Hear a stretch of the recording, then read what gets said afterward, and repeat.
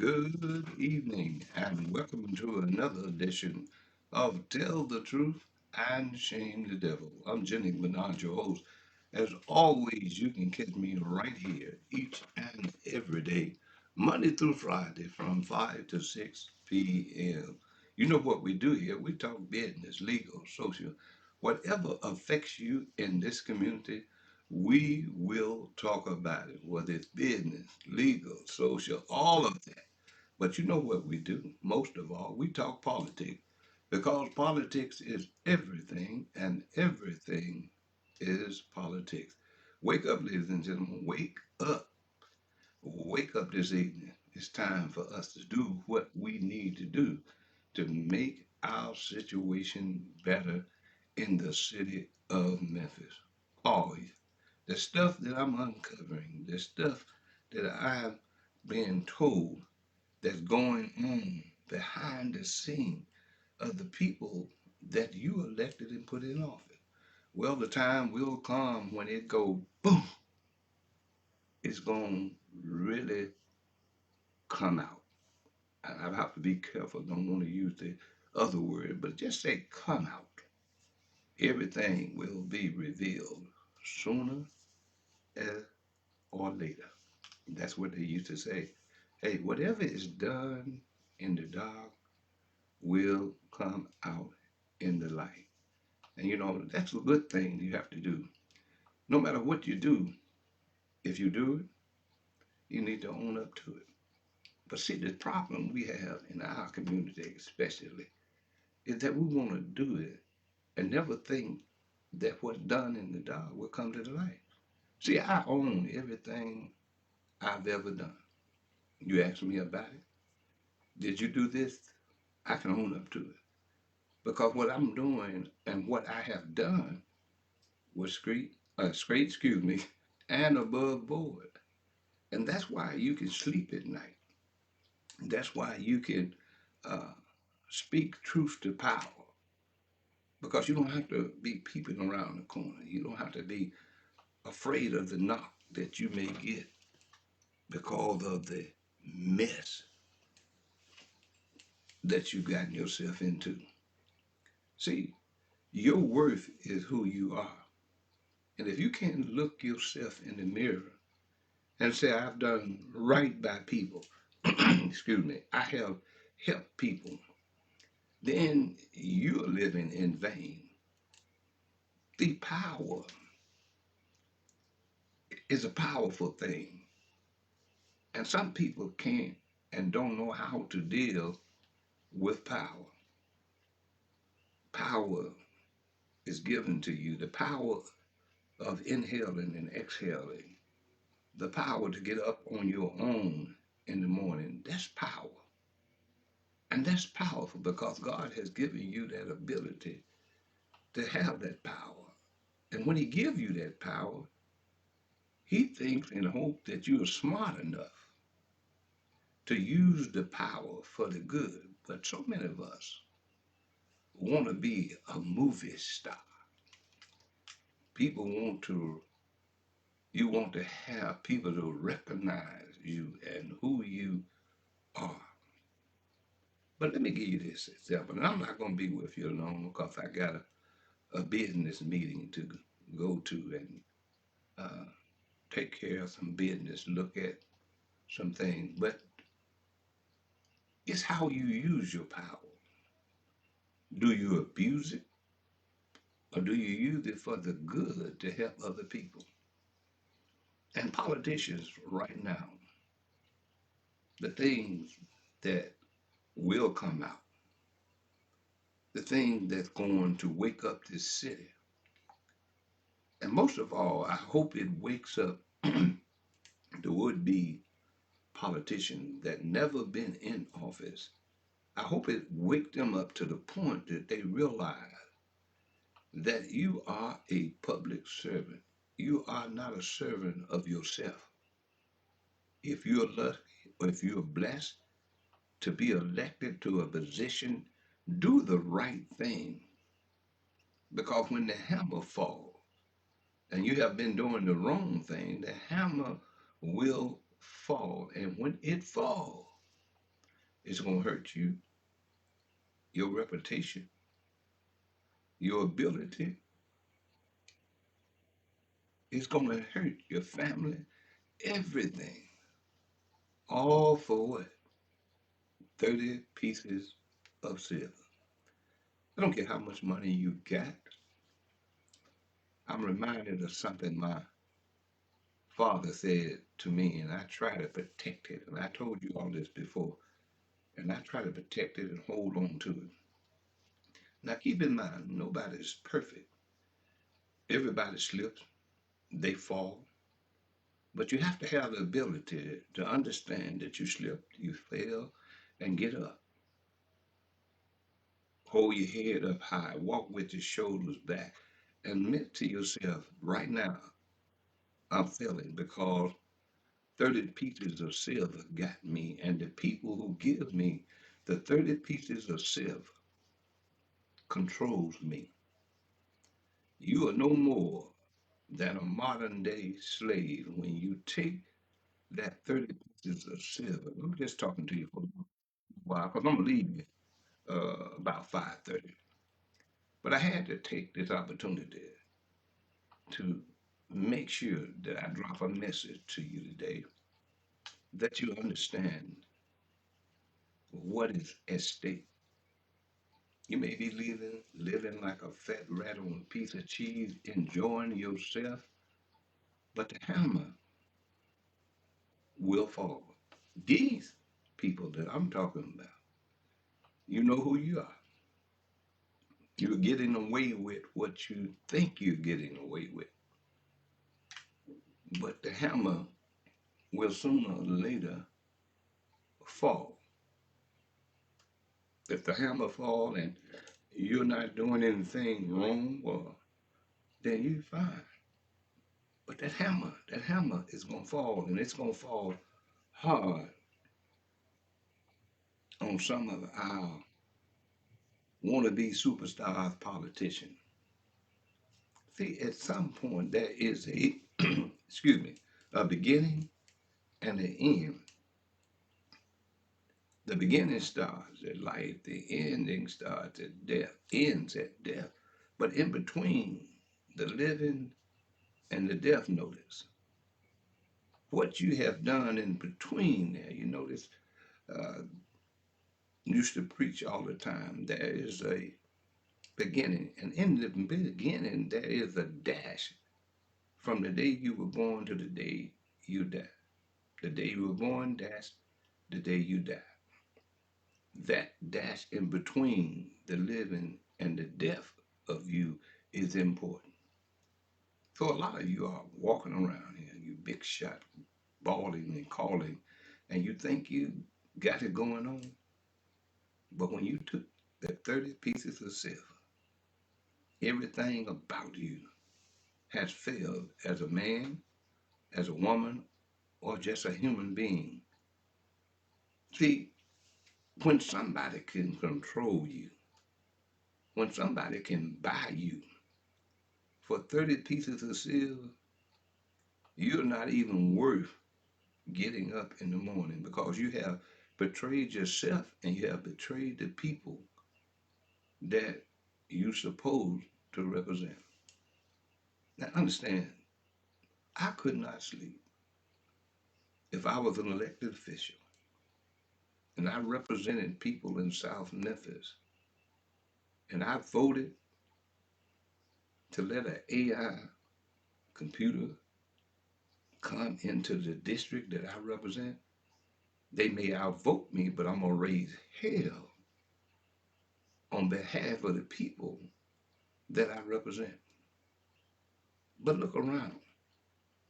What do our representatives want? They want, and they thought about letting the jail go over in New Chicago. Is that a representative?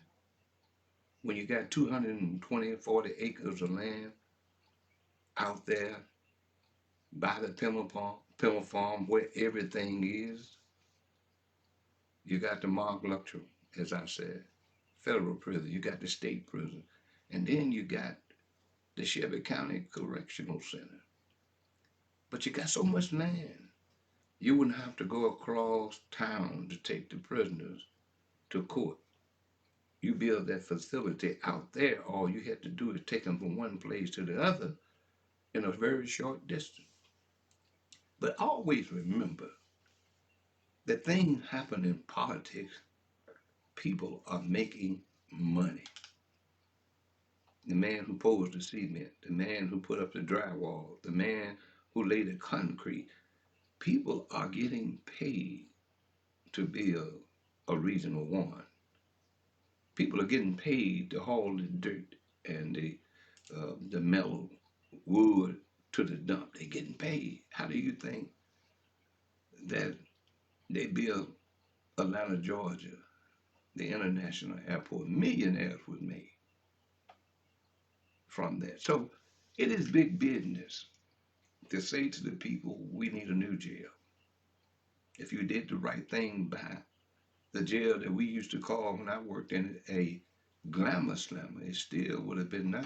You would have had to update the TVs and everything else. But the walls of the old jail, as I said, still stand strong after so many years because the jail, the bricks and mortar of the old jail, which now house your license tags, still stand because everybody worked inside of that job, a jail, was responsible for that old jail. But somehow the administrations upon administration that dealt with 201 Papa, they were not smart enough to keep it up. And now they're saying that the cell doors are being stuffed with paper and whatever to stop them from working. What happened? I'll tell you what happened. What happened was when they want to do something to save money, you're hurting yourself. You had professional deputy sheriff working in the jail. Before you could leave the jail, you had to work 5 years in the jail. And then when I got to 5 years, I bid it out to patrol. I left patrol, went to serving paper, process, went to levy. From leaving levy, I went to the courts. I went to fugitive. I did all of those things because I'm not just a one-minded or one opportunity individual. I try to serve in every position except internal affairs, and I don't want any part of that, and general assignment. But I've touched bases in every one of those positions, in every one of those positions as a deputy sheriff. I did it because I thought that's what you're supposed to do as a leader. But we sit back and afraid to do anything. Only person that they want to help certain politicians is helping themselves. And it's time for us to put an end to this. I'm going to keep saying it. I'm going to keep reminding you that it's time for us to wake up and say, hey, we are taking all we can take. And we can't take it anymore. And it's up to you to make that difference. And if you don't make a difference, you can't cry. Now, some who have done the right thing, you know you did the right thing, then you can hold your head up high.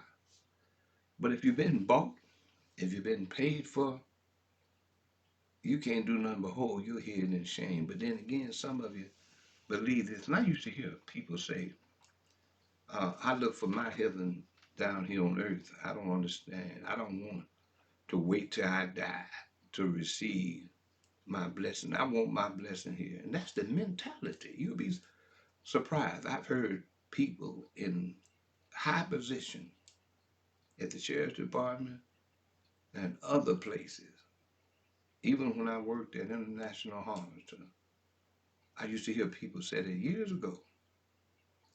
I used to hear people say it in the military. I want to get to the highest rank that I want to get in the military. Nothing wrong with that, but as long as you do it the right way. And then to say that you want your heaven down here on earth, somehow you screwed up mentally.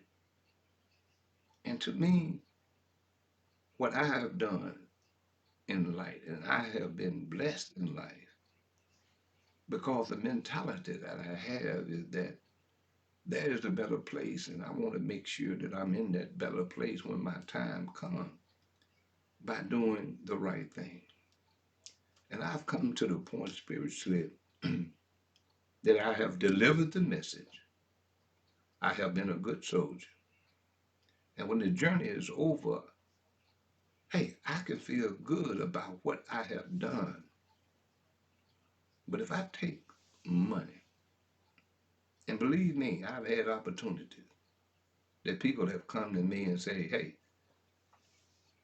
won't you do this or that or the other? And I said, man, you got to be out your, and I can't say what I said to them, but you can figure it out.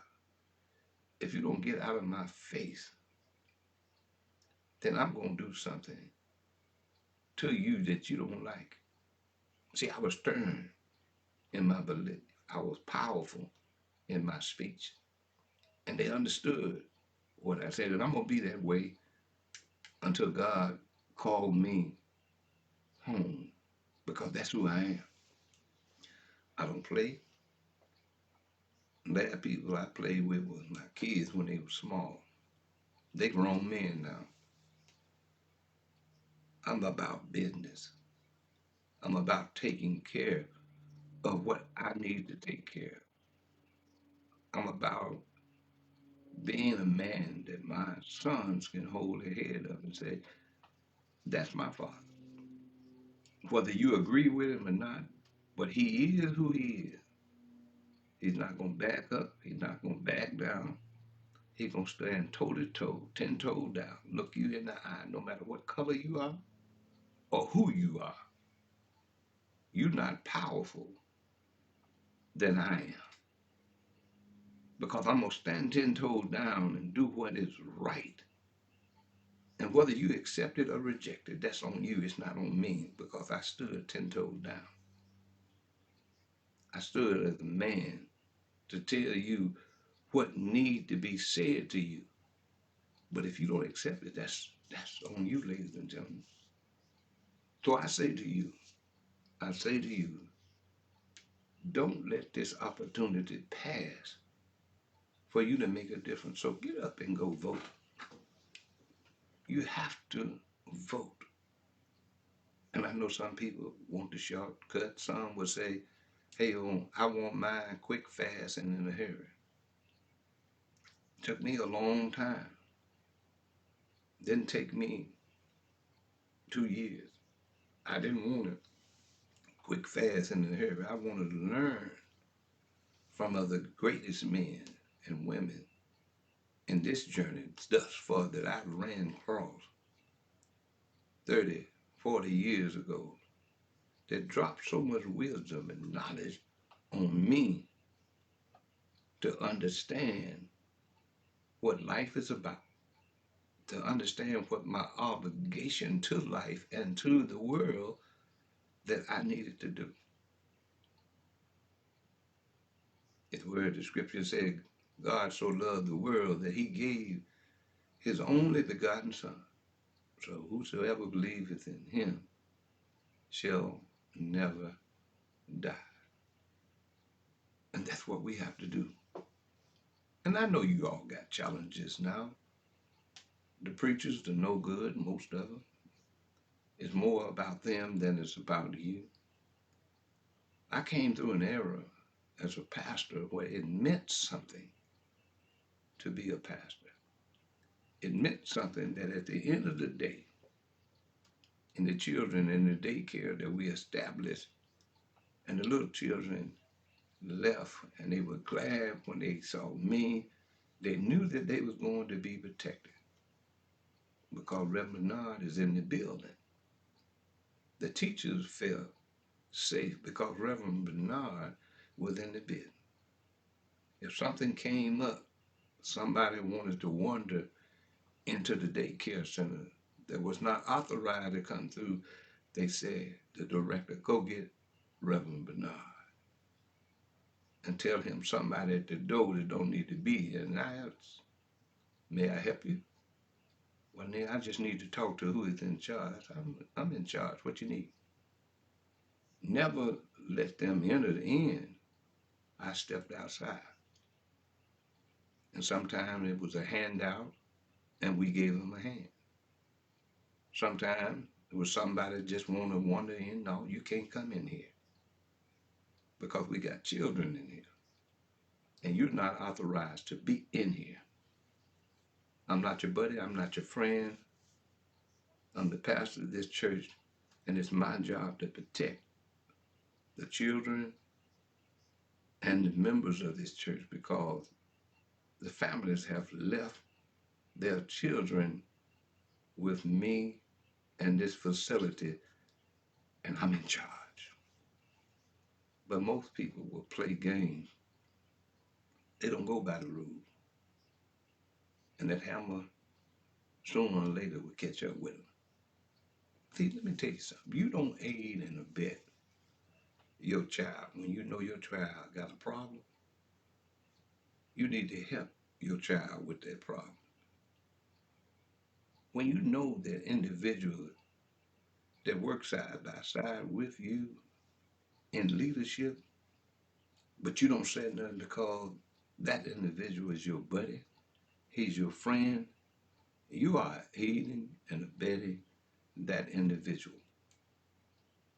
And I say to you, and I will continue to say it, they won't do it, but our leadership need to be drug tested. But they won't be because reality will reveal who they really are. But you got people, I say it with no hesitation or reservation, you got people that going to work working for you that need to be drug tested. If you think I'm lying, ask them to take drug tests. They won't take it. They come up with, well, it's not my right to do that. Yeah, it's not your right to do what you're doing if you're under the influence and working for the people. When will y'all wake up and demand the right thing to be done in this community? Because if you don't, it's going to continue to be a problem in this city. Good evening, Miss Worthen. Joyce, good evening. How are you doing as well? I'm glad to hear that you're okay, and I can see that you're okay. Glad to see that you're listening. And to all the others who are listening and not said anything, well, just think about what I'm saying. I got a few more minutes to do this thing here today, and I'm going to be leaving you because there's something I got to go. And where I'm going to get the best information for you. Oh no, well that's not. You know, anybody can come to Memphis. Are they saying that Donald Trump is coming to Memphis? He's going to visit Memphis? Okay, let him visit Memphis. He's the president of the United States. You can't deny that. They said he'll be here on Monday, Joyce. Okay, he's the president of the United States. And it's something we need to get into and get to talking about. You know, we talked about Barack Obama and the thing that he did and some of the negative against him, but we are afraid to get into what you feel and how you feel about the president of these United States right now. I said and I watched all presidents. Some did good, some did bad. I watched Trump. He's done some things that I question. And the thing about America is you have the right to question the president of the United States. Whether he did something you like, whether he did something you wrong, You have that right. But politics is so strange, and politics is so powerful. When certain people are in charge, other individuals are afraid to say anything negative because of the repercussions. Our politics shouldn't be that way. If a president of the United States did something that you think that is wrong, you have that right. That's your right to say. You ask me, what do I think about Donald Trump coming to Memphis on Monday? I welcome it based on the fact that he is the president of these United States. Do I like some of the things he's done? No, I don't like it, but I can speak to it because I have that right to do it. And the bottom line is we need to get more involved in politics. Do I like some of the things that he's done? Yeah, I like the fact that he have ordered National Guards to come to the city to calm down the city. I like that because the local politician couldn't do it. They lied. They used your money to sue the governor. But you breathing a little better.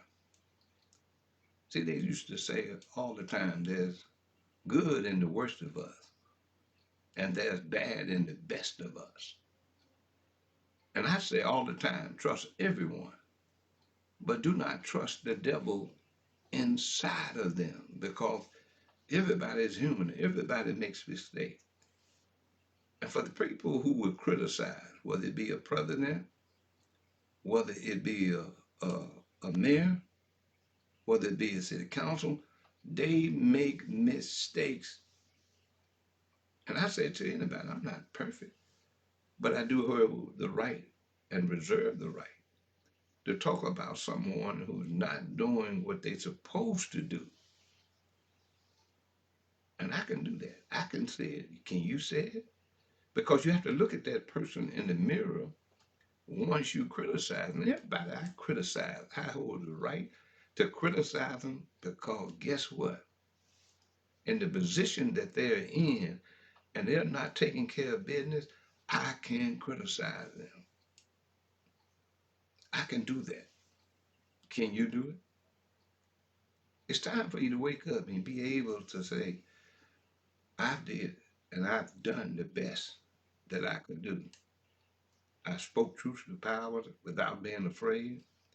But some of you are afraid. You listening to me right now, and I'm pointing at you. You listening to me right now, but you're afraid to comment because you don't want other folks to see you having a conversation with me. I've been told that other people control people by telling them you don't want to go in his show. His show is too controversial. Uh, People don't like what he said. I get less than about what people think. And once you get over that, then and only then can you be yourself. Because when people tell you what not to do, they control you.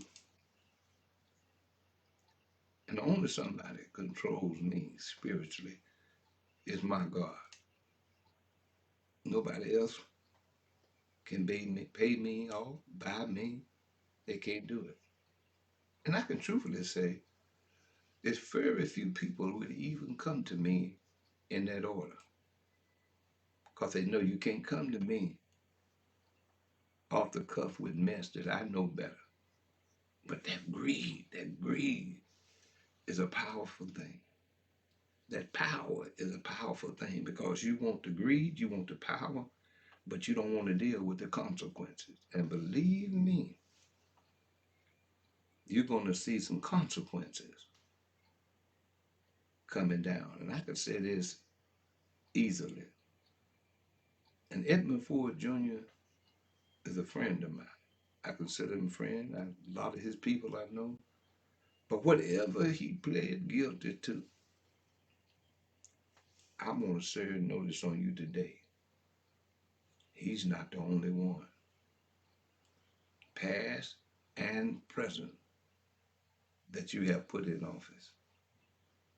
I'm Jennings Bernard. You've been listening to Tell the Truth and Shame the Devil. It is 30 minutes after the hour of 5 o'clock, and I said to you I had to go somewhere to take care of some business this evening. And I really do appreciate you tuning in for this brief moment.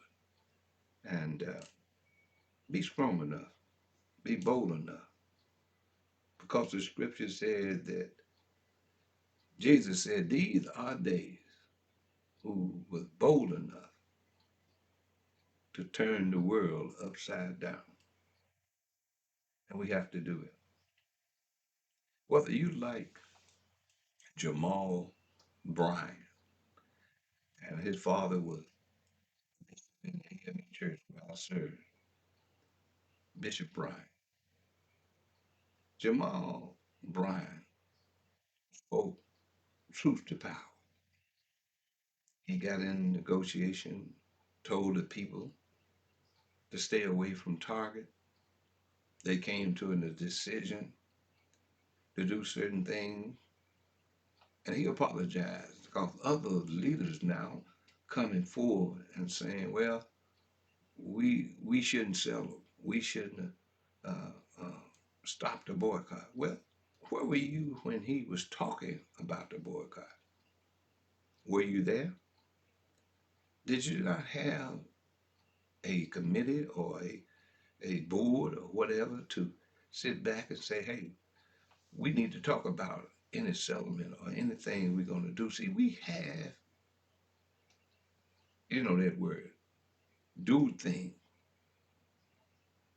And because we had do things, we end up with a conflict. But they're going to start boycotting Target again. But anyway, research that, listen to it, and tell me what you think. In the words of my grandmother, she always said, the Lord's will and the creek don't rise. I'll see you tomorrow. But remember what I said.